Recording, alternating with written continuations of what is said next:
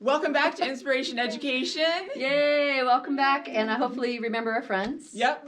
And this is episode number 2 for diversity, equity, and inclusion. And we want to start off by reminding everyone out there that the goal of the community that we've built here around diversity and equity and inclusion at Desert Christian Schools is looking at those through the lens of God. Then we also want to address in this episode a little thing called critical race theory.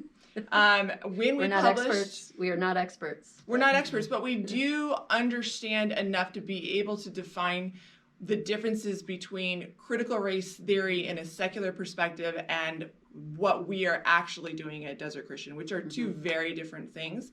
We had some comments from our last episode, which thank you so much. We love having comments. So we want to make sure that those questions, comments, and concerns are definitely addressed. So we will definitely do that in this episode. And then the other thing we want to do is, of course, fill you in on where we are at. We've been reading through this handy-dandy book. We have a I got a copy, and I've been reading through. You were through, I think, chapter 3 now. And so we want to fill you in on where the groups are in terms of maybe some implementation now or in the future after what they've read. Teach your kids to love to learn, and they will learn to love to live in a world where there's so much to learn through inspiration education.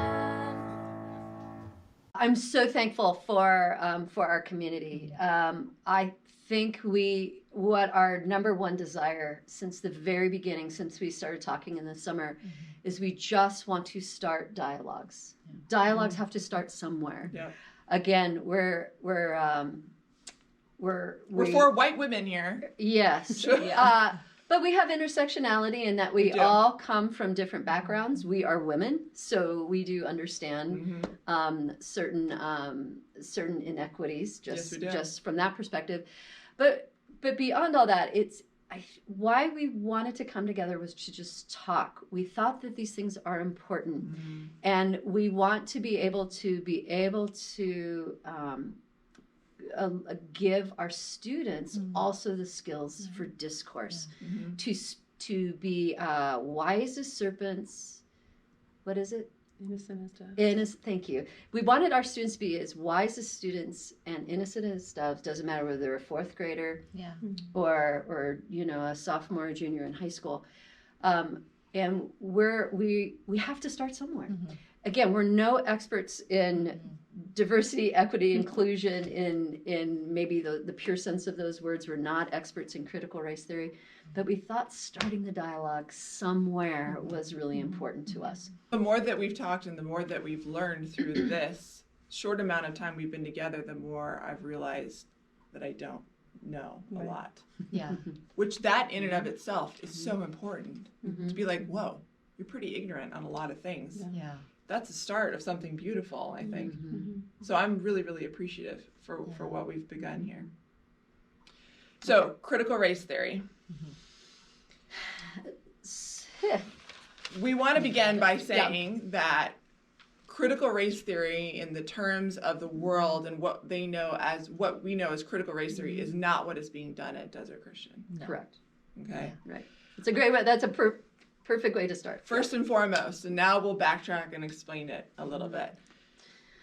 It was a response in the 70s to social justice. A number of academics came together and decided, this is an approach to looking at the world and to address especially within educational systems, how can we look at ways to empower people, to help bring light that there is oppression. Probably a great bit of it came out of Paulo Freire, the Brazilian philosopher, who wrote a good bit about the pedagogy of the oppressed, and so borrow a good bit of that from his thinking. Yeah. Anything you want to add to it? I think just in my own studying of it, it's a secular response to a spiritual problem. Yeah. And I love how you've worded that. Yeah, and I think people know there's something wrong when they see others oppressed, and they know there's something wrong when people are judged based off the color of their skin. And if you don't have God, then you're trying to find a way to solve that problem. Right. And it's a spiritual problem that needs a spiritual solution. And I think that's our ultimate goal here, is to say, okay, people are searching for a way to solve this problem. We already know the person who has the answer to the problem of sin, and how can we equip our students to address a very physical problem using the physical and the spiritual realm, if that makes any sense. And not just ending with the physical realm, because we know, I would add another simple way of looking at it, because sometimes it takes multiple ways of talking about it, for just like when we're in the classroom, right? There's not just one way to be able to explain something. But another way that I look at critical race theory is that it is a methodology of teaching that says that the oppressed should be given the power of the oppressors, and sometimes to right the wrongs of the past, as a way of righting the wrongs of the past. One of the ways that we see that manifest in today's culture is reparations, and we don't profess that here at this school. We know that ultimate power in the hands of a human being will always go wrong. It'll always go wrong. Oppression is never a good thing. And I love how you said that. This is from a biblical context.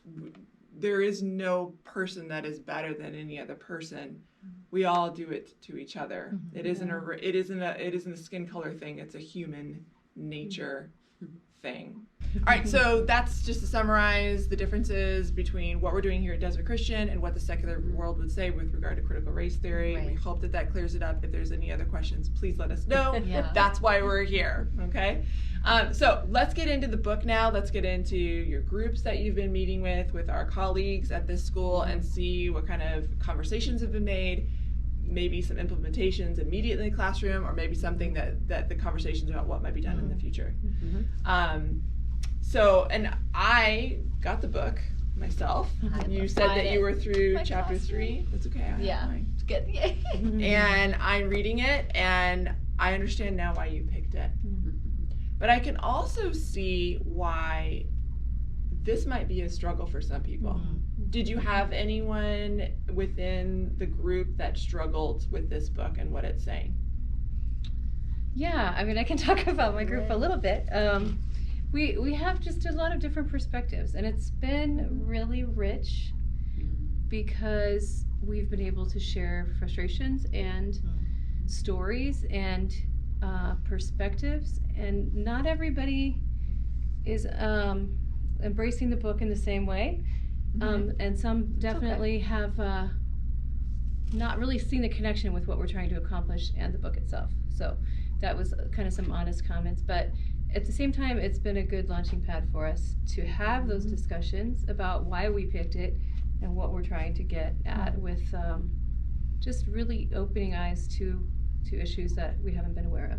And so I think even for those people who came in with a little bit of perspective difference or frustration with how the book is approaching things, compared to their own experiences, where they have had really great experiences, or churches that have handled things well with diversity and with inclusion, and a lot of bridge building, yet for them to hear some stories that some of us were able to share, where things have been a lot worse and a lot different than what they've realized. So it becomes eye-opening. Yeah, so it's been eye-opening. It's been kind of gut-wrenching. Some of us have shed tears.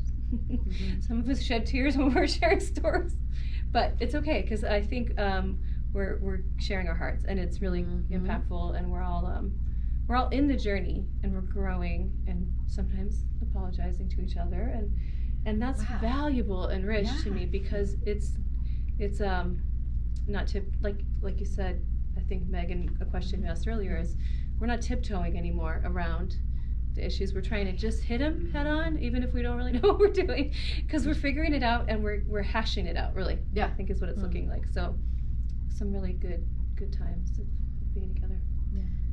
it's those intimate conversations when you allow your heart to be opened up a little bit and to actually go to that real place. That's when good dialogues really begin to happen. Well, thanks for taking those brave steps. As administrator, I've taken myself out of those conversations so that teachers can have freedom. So to hear those stories, that makes my heart glad. It's hard. Yeah. I'd like to get a little more specific. So, of course, without betraying any confidences, but like, for example, for me, I finished chapter 2, which was called The Funeral Dirge. And I'm like, what is that? And as I'm reading through it, now I completely understand what Professor Ra is trying to say here. It's fascinating. It's what he's doing is he's comparing the death of Jerusalem in Exodus, the death of Jerusalem in Lamentations, to and the mourning that people did for that death, if you will, the destruction by the Babylonians, and that sort of thing, to modern day here in America, where there is this death and this mourning for a loss of tradition and for a loss of culture of a people group, which in this particular case, it's pretty obvious that the people group would be of an African American people group, but it could be of any people group. You could talk about the native people who lived here in America before Anglo-Saxon arrived, folks arrived. So it's talking about how we need to have a funeral. We, as an American culture, have to have this is my take on it. Please add your take on it. But my take is that there almost needs to be a funeral for the loss of these sorts of things. To the key characteristics of a funeral, George, a mournful cry for what has happened, a proclamation of that death, to acknowledge that it has happened. Because I think that, especially as the centuries move on, as the decades move on, we tend to say, that was so long ago, what's the problem? Instead of acknowledging that not only did it happen, but that inequality continues to happen,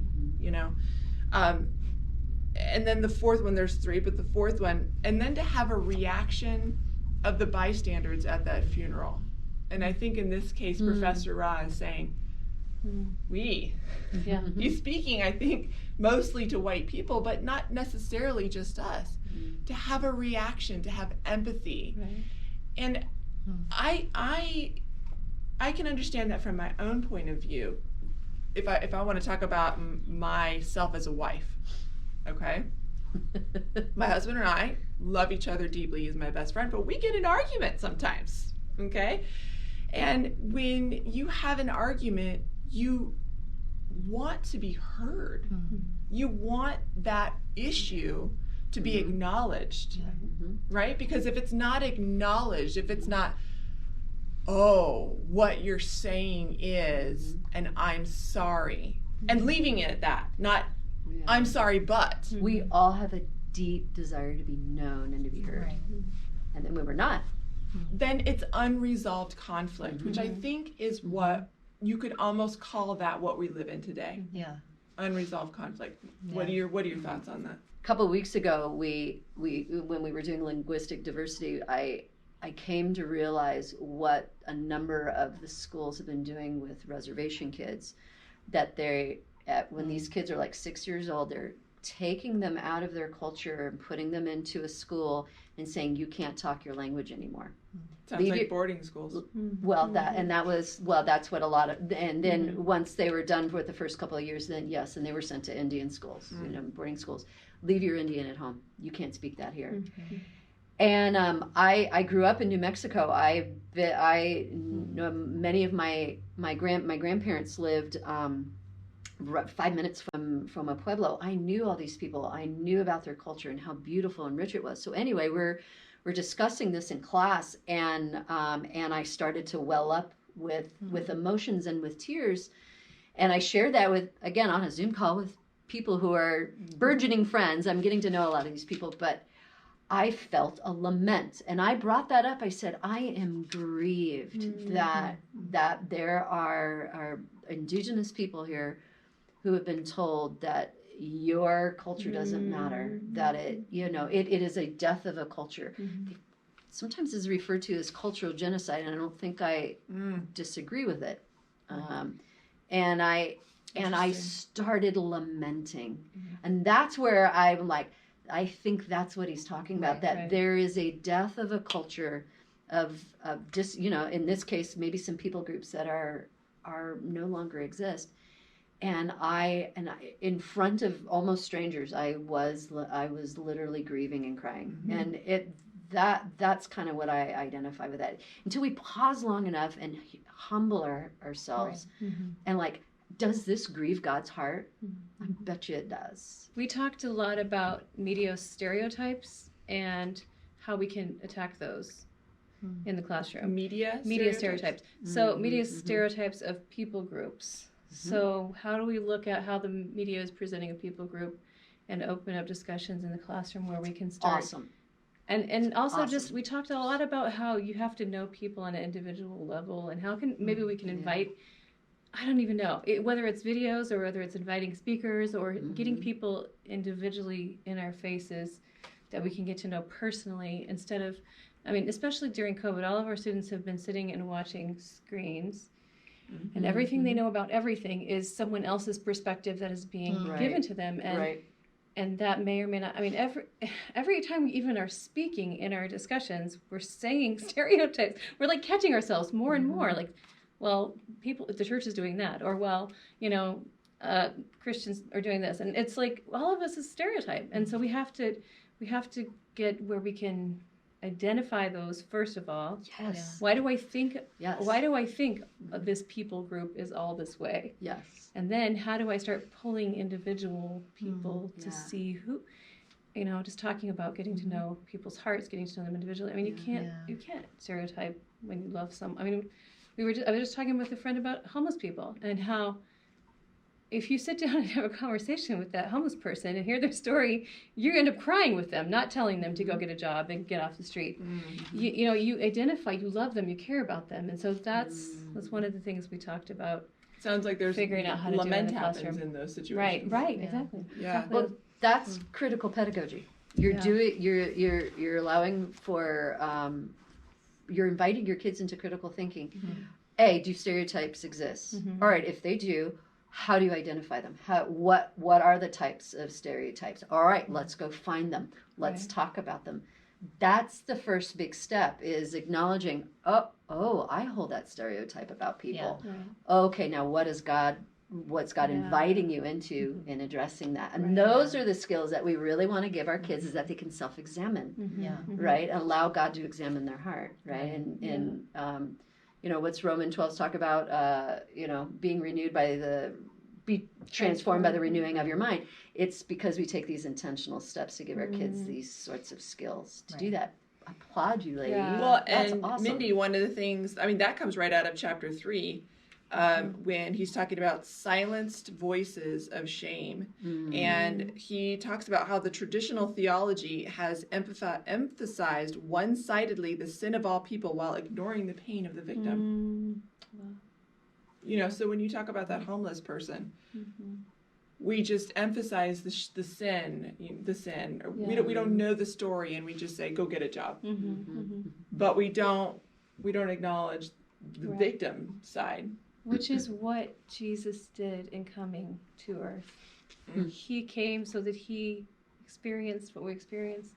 He talked to people in desperation. I mean, and that's who he wants us to be and how he wants us to live in his image, is to be like that in the way we interact with people.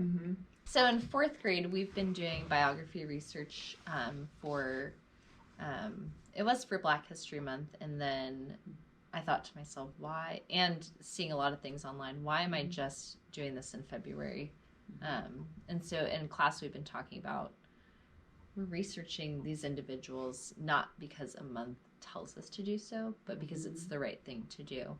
And today we discussed how we can know God more through our research. And it was amazing, the conversations that kids had, where they said, we are able to see what God is like through people who look different than us. We're Oh able my gosh, to, that's so yeah, cool. we're able to see that He made them. Yeah, it was really beautiful, and they researched a wide variety of people living, people recently deceased or deceased a while ago.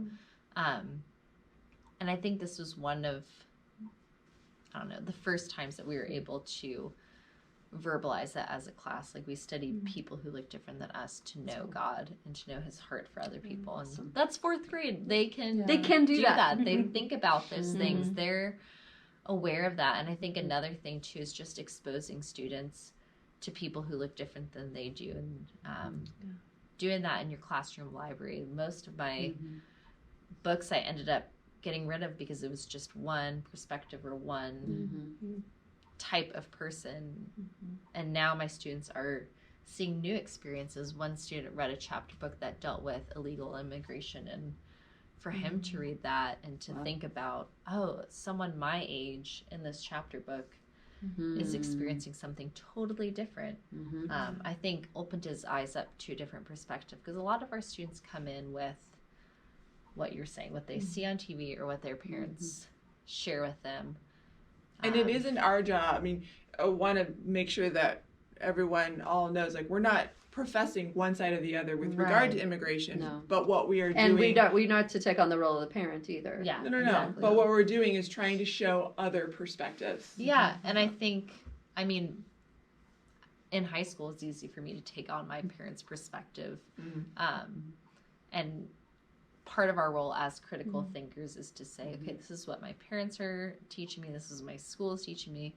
What does God say, and how can I be someone who critically thinks about all of these things through a gospel lens? So, I got to add one thing. The critical, I keep using the word critical, and a significant component in this in this reality, and I'm sure it applies to your classroom as well, that you have created very intentionally a familial environment.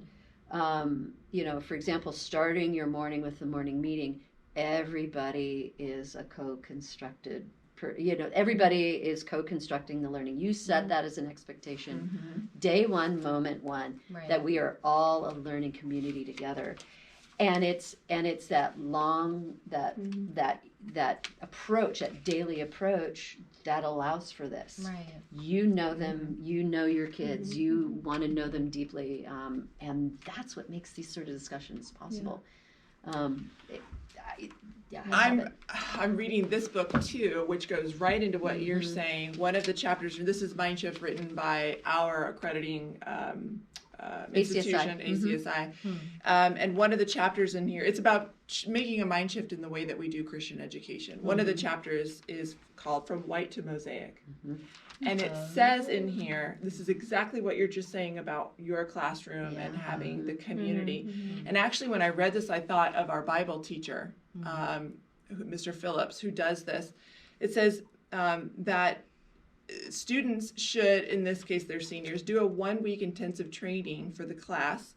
Students are surprised by their peers' personal stories, engaged in shattering stereotypes, challenging assumptions, penetrating the stronghold of ignorance. And I thought, Oh my gosh, yeah.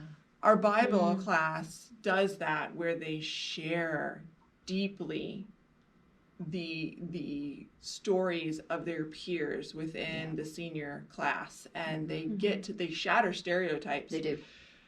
They do all of these sorts of things. We have students, yes, we are, we aren't as diverse a school, and we've already said that in a previous episode, as we want to be at this school in terms of, let's say, color, But we are diverse human beings, each and every one of us.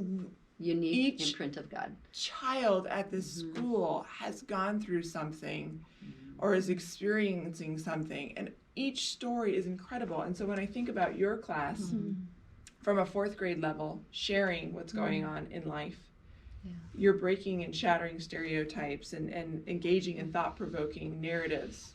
And we do that. We do that all across the school, but these are just 2 examples that I thought of as you were bringing that up. It's the importance of story. Story matters. We need to know the stories of our kids, and they need to know their stories of each other. Right. Again, everybody brings something to the table. and you were talking about bringing in people to the classroom, you know, or bringing our students to people. Another thing in this chapter, it talks about how just being diverse is not enough. Right. It's not enough. Right. And that we have to provide opportunities for our students to learn from those who are different from them and to learn with those who are different from them. Yep. I thought about next year, or, you know, as soon as I can, I thought about how fun would it be for me as a U.S. history teacher to, instead of, you know, in my master's program, it talks about how history has always been written from the white elite in America. Yeah. Okay. And it occurred to me as I'm reading this, I'm teaching history from a white elite perspective. Not always. I think I do a fairly decent job of bringing in lots of different voices. But take, for example, the Revolutionary War. There are very few memoirs from soldiers, you know, and from the slaves that lived in that time period and that Or the sort of women. thing.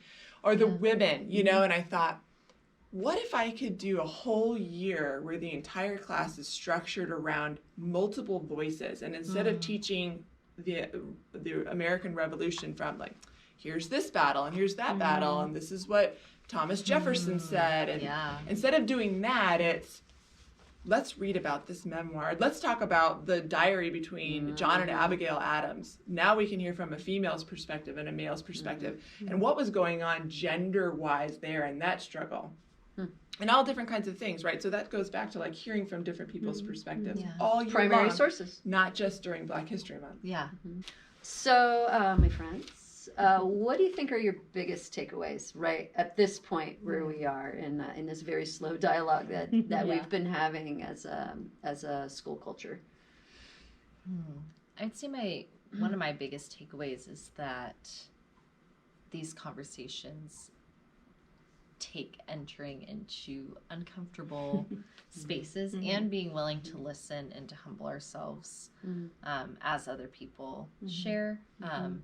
And I think also a big takeaway is that it's not a one and done. Oh, we talked about this because our country is experiencing it. Yeah. We can be done now. Yeah. And I think it's an ongoing conversation if we really want to have our students enter into this conversation with us. It's not a check it off the list. Like, we're in it for the long haul. And we're It's really just opening the can of worms. Yeah, we're not at any official point whatsoever. Right. We're just believers who are trying new things in the classroom and seeing and inviting our kids into conversation. Right. How about you? I mean, it really goes along with what you're saying, Rachel, because one of our takeaways and one of the things that we talked about at the end of our meeting was being able to have hard conversations with people you disagree with. And I don't even think most of us are very good at that as adults. Yeah. And yet we want to teach our students how to do that. So we have to learn that first, and we have to learn how to be together and not be afraid to talk about things and not be, you know, if we have like political shutdowns, like triggers, then, you know, identifying that, say, how can I, if I disagree with you on this one thing, how can I set that aside? Not like I don't have to change my mind about it, but how can I still listen to you and value what you're saying about other things that I might really be able to glean from? Exactly. And I feel like as a culture, we really are bad at that, and we want to get better at that. And I think we're having to in these Not discussions. just as a culture, but as a human being. As a human, probably. Yeah. and then also, how do we get better at it? And then how do we teach our students how to do that? Right well? on the money. And it's just like Rachel said, it's just getting started and figuring it out and practicing and learning, and grace kept coming up. Grace-filled discussions, grace-filled responses. Even if we do get upset or offended a little bit, not letting Restorative that responses. stop us, not letting it stop what we continue to do. Good. Let's press through that. Let's figure out how to work That's good. through and That's keep a going. win, I'd say. Yeah. I mean, that's pretty significant. To try to remember that as you're talking, that each of you are image bearers. You each were made to reflect God. Right. And so we may not agree, but our salvation isn't dependent on that. Right. And we're just talking theology here at this point. And so And let's not forget that there is also religious diversity. You know? Yes. And so how do we even examine that? Right. You know, to, Within denominations. Yeah. absolutely, within denominations, how and to then, love each other and be the body of Christ in spite of our right. differences. But I also mean religious diversity in that, you know, we're of course talking from a Christian worldview, forgetting that there's a lot of other people Within out there. Christianity, Mhm. there's a lot, and then outside of Christianity. Right. So we can't forget that diversity too, and what you know, and how we're going to have this sort of discussion with other lenses that people wear. So to be honest, we're not professional camera people, and the battery just died, and now we're using my GoPro, which is in a wide angle, and hers is at a standard. Don't worry about it. Hey, you know what? Maybe one day we'll be important enough that we'll have a professional camera people. Yeah. I actually dreamed about that on the way here. Anyway, so we don't have much battery left, so we're going to wrap this up. We're going to continue this conversation next time. We'll meet again in about a month.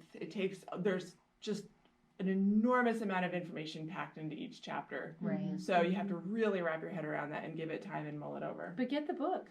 Get the book. It's fantastic. Join us. It'll create conversations. It'll open up some serious cans of worms. Yes, and it will. that's a good thing. We Yeah. want to open up and expose the darkness and come into the light. Yeah. Have conversations with people, and if you care to let us know on YouTube or let us know on Instagram. We'd be so grateful to hear about the types of conversations that you're having. That would be awesome. Or really, if you have any questions and you'd like for us to address them, what are we doing here at this school about this, that, or the other? Yeah. Thanks so much for joining our conversation today. Yeah, and we'll see you next time. Bye. Bye.